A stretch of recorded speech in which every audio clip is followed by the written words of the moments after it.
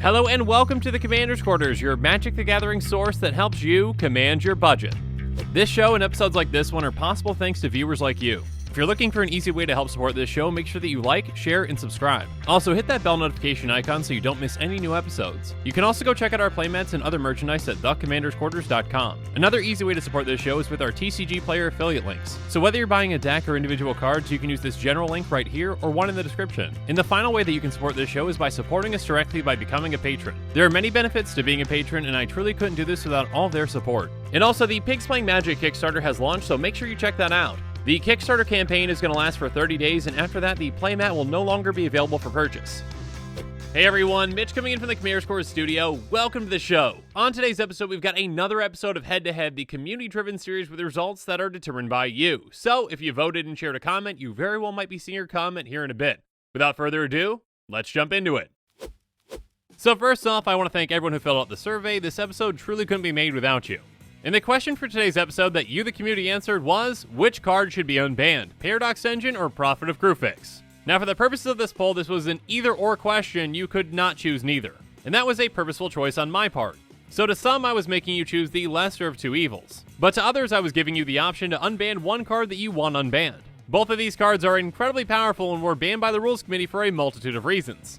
But essentially, if one of them had to be unbanned, which would you choose and why? And you, the community, provided plenty of excellent answers for both sides. So first up, we're going to talk about the cards, then we're going to talk about the comments, and finally we'll go through the results. So let's jump in with Paradox Engine, a legendary artifact that costs 5. It says whenever you cast a spell, untap all non-land permanents you control. And in the other corner, we've got Prophet of Kruphix. She's a 2/3 human wizard that costs 3 green-blue.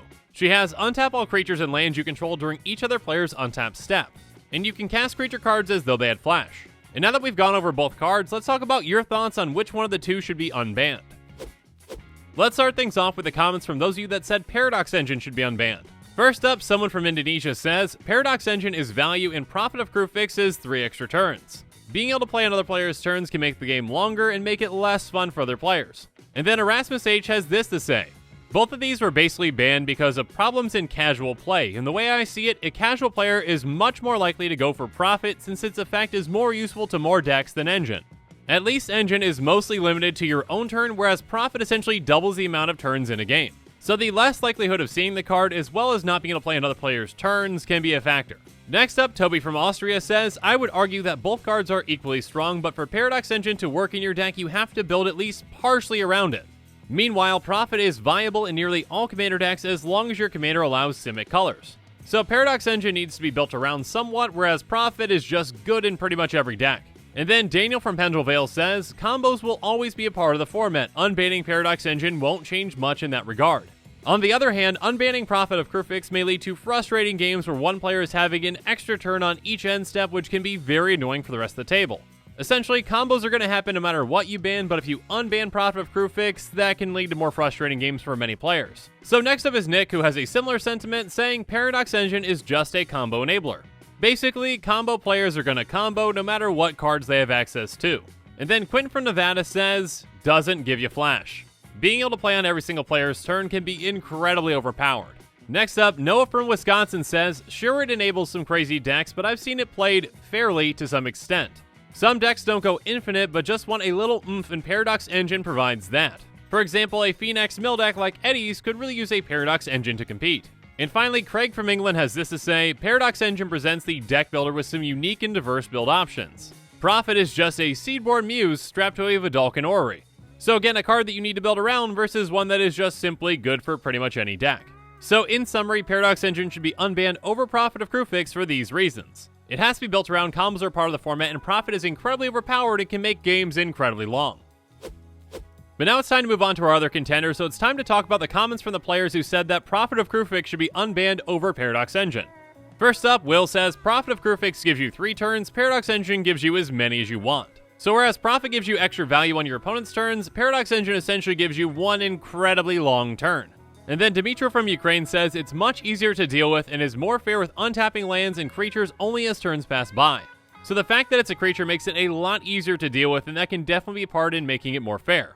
Next up, Jake from New Hampshire follows up on that with this. Prophet of Kruphix is easier to remove than Paradox Engine, does not have the combo potential as Engine, and can go in fewer decks because of its 2 colors. Plus, the thought of Paradox Engine with Urza, the horror. So essentially, Paradox Engine is an incredibly powerful combo card that can go into more decks.